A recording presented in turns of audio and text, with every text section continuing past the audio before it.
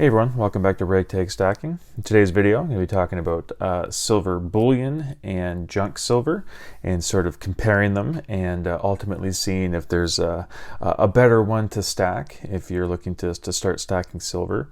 There are a lot of similarities with them, and there is some downsides to each one as well. We'll touch on that too.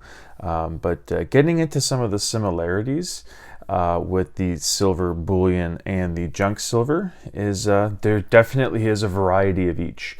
You're not just going to be stuck with like if you're in America, you're not just going to be stuck with the American silver eagles as coins. You know what I mean? These are obviously the most recognizable in the world and the most liquid, but it doesn't mean that this is going to be the only one that you'll be able to get, or the only one you'll be able to get your hands on. I do know that some people, they will stack these American silver eagles exclusively, and I can understand that because they are a beautiful coin. But you go to APMEX or even your local coin shop, and you're going to be seeing Britannias, you're going to be seeing Maple Leafs, you're going to be seeing Krugerrands, you're going to be seeing Milk Spots. But yeah, no, you can definitely go into any coin shop or online bullion dealer and just be flooded with the amount of coins that you can get. So there is a good variety and good options out there to tickle your fancy if you're looking for some new coins. But as you do have to consider selling. Like I said, with the American Silver Eagle, it is the most recognizable. But if you do live in the States, it might not be the best idea to just stack, say Krugerrands or something like that, because it may not be the easiest to unload. Even though there are many options out there for coins, and it's up to you, it's your money, it's your stack. If you want to just stack a tube of each sovereign nation coin, that's cool, but just remember that not every coin is going to be as easy to unload. The internet does make that a lot easier, but if you're going to go to a coin shop or your local coin shop and try and unload like say some kooks or a maple leaf, they may not be looking to get or buy as many off of you, say, as the silver eagle. But in times like this, where silver is in high demand, I don't think it's going to be too much of a problem to unload any of the silver that you have. But there might be times where it's not going to be as in demand or as easy to sell. So just like the silver bullion, junk silver has a lot of variety in it too. So you won't get bored picking some stuff up. I know a lot of people they tend to get bored with stacking the same thing over and over again. For me, I don't mind it. I don't find that limiting myself or narrowing my focus has made me bored in the past. But if that's something that you tend to fall into, getting bored with what you've been picking up, junk silver, it's going to be hard to do that because you just have a lot of variety.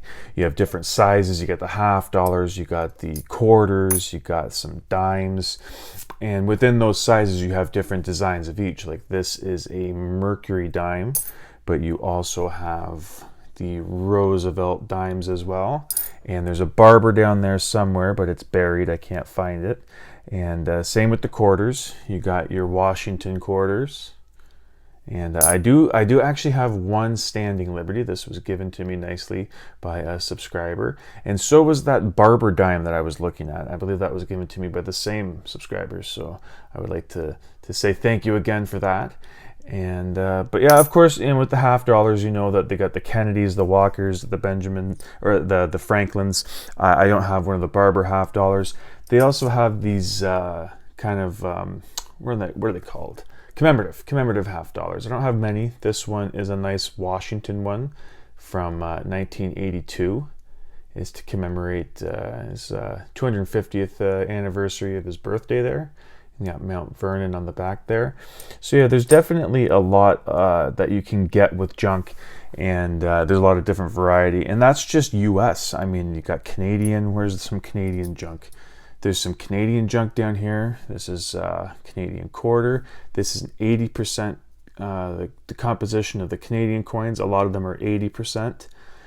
Some of them are actually sterling silver, and some of them are 50% as well. So there are different percentages, different compositions of each coin. So there's just a whole big variety in junk as well as bullion. Junk silver has an advantage over bullion when you're starting to look at, like, if you want to get some fractional in your stack. Don't get me wrong, the bullion does have fractional pieces. I only have one fractional. It happens to be very, very small. It's a 1 gram piece that was I received in a sticker trade, and I'm glad I did, because I do like the Mercury dime there, the winged cap Liberty look. I do like that design, and this being 1 gram. But yeah, with the bullion products, their fractional is the premiums are through the roof. I know everyone's sick of hearing about premiums these days, and I've done a couple of videos on talking about the outrageous premiums right now. So I'm not going to get into what's been going on with the premiums nowadays, but just talking about it in general, that these fractional bullion pieces are much more expensive and have carry much higher of a premium on the fractional side than the junk silver does. Junk is some of the cheapest silver that you can buy over spot price, and yeah, the premiums are definitely less on the junk than the silver if you are looking to pick up some fractional silver. I know people want to have it for those SHTF situations. So fractional is good, like in a hypothetical situation where fractional would be good, where let's just saying you're going to be making a purchase. I know it doesn't make a lot of sense, especially like SHTF situations, and just this is just a simple thing. Just if you wanted to go to a store to buy something like milk, or let's just say something that's worth $5 or $3, and you went in with a maple leaf, there's no real way to make change out of this. There's no real way to make $5 out of this, except for the face value. But for the silver value, I wouldn't be trading this for face value. If you wanted to trade the silver value of it, there's no real way other than like breaking the coin up to get that silver value down to 5. You're going to have to just give them the whole thing and maybe pick up some stuff that you don't necessarily need or want at the time. I'm not going to say that 1 ounce of silver is quite expensive, but in a situation like that, it is kind of, putting this coin to waste. Because if you only wanted something that was worth $5 and you had to give up something that was like double or triple that, who knows what spot price would be at that time, you know what I mean? It's not a very efficient way of bartering, whereas with this fractional stuff, it does go much, much smaller, and you'll be able to better utilize and more efficiently use the silver rather than having to use like a full 1 ounce of bullion each time. Because you might not be planning on using the whole thing, but if you don't, it's just going to go to waste. You know what I mean? You'll have to give up that whole coin, and they'll say, pick up whatever to make up the rest, or TS, you know what I mean? You're out of luck. You're not going to be getting any change from here. So yes, one knock against junk silvers, like up in Canada at least. I'm not sure how it is in the States, but when you're buying junk silver up in Canada, you do have to pay some taxes on it. The bullion products you don't, with the junk silver you do. I know in some states that it's even some of the bullion stuff that you have to pay taxes on. But up in Canada, it's just the junk silver that's taxed on the purchases, not the bullion. So that's it's not too bad. It's not a lot. It's not enough to say that it's a deal breaker. Let's put it that way. For me, at least. For some people, they might not want to pay that little bit of tax, and it might be a deal breaker for them. But for me, it's not too huge of an issue.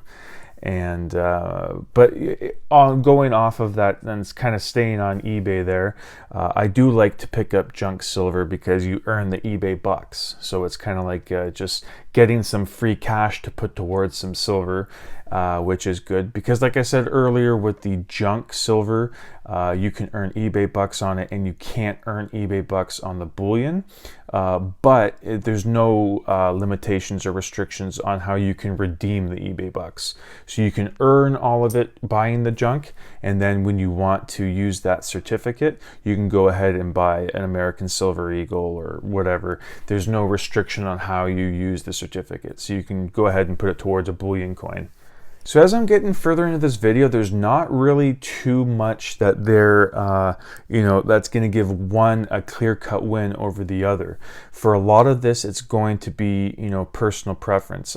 So I do hear that a lot of people don't like junk silver just because they find they just don't like the look of it. They don't like the slickness of it. They realize that when it's the wear and tear on it and the slickness and everything like that, that it does mean that there's some silver content lost in it.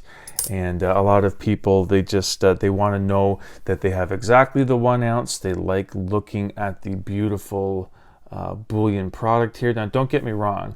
This is like a perfect coin. You know what I mean? It's not even in my top 5 favorite coins, but look at it. Like, it's just a gorgeous coin.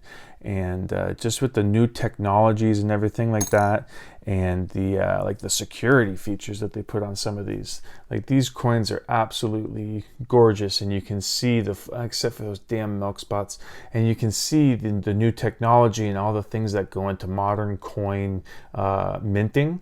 It's on full display with these bullion coins, so I can understand why people, if they're putting their money into, just having this for weight and as a physical savings account, they want to have something that, will look nice and something that they can look at. For some people, I'm not going to go as far as saying they think this is an eyesore, but they just, a lot of them just don't like the look of it, or they don't believe that, they'll be needing to use it for the bartering system.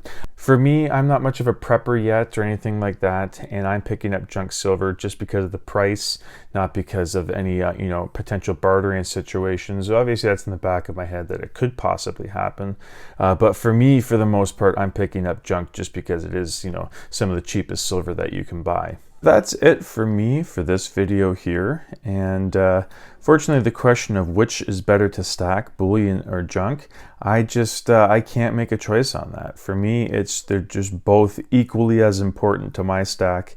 You know what I mean? I can't give one the nudge over the other. I'm constantly looking at picking up both, and they both serve a really good purpose in my stacking strategy. So what do you guys think? I tried to do a little bit of laying out some points for each, the bullion and the junk, and I'd like to hear what you guys think, whether you have a preference for one, or if you're like me, where you can find use for both equally. But anyways, like I said, thanks again for watching. That's the end of today's video, and I hope you come back for the next one. Thank you.